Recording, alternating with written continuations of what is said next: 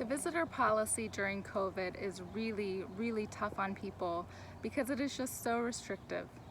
But the other day, I saw something truly beautiful happen with one of my patients.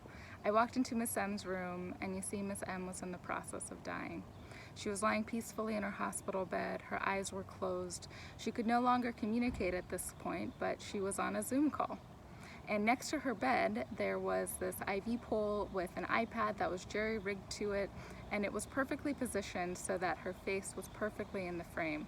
And the Zoom call was in one of those Brady Bunch configurations, and so I could see 7 screens around her with multiple people per screen, multiple generations, and what they were doing was they were holding vigil. And this went on for 20 hours. And for 20 hours, they held that space together, and they talked about life and love and memories and whatever else. And every time that I got to enter the room, I would enter the screen with Miss M and hold vigil with them too.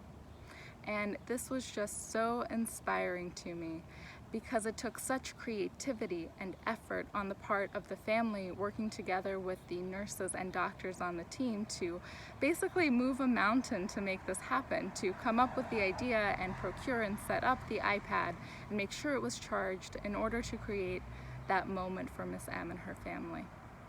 And so I am inspired by Miss M and by her family and by my colleagues on the medical team, because while Miss M, in her last few hours, she was by herself, she was never actually alone.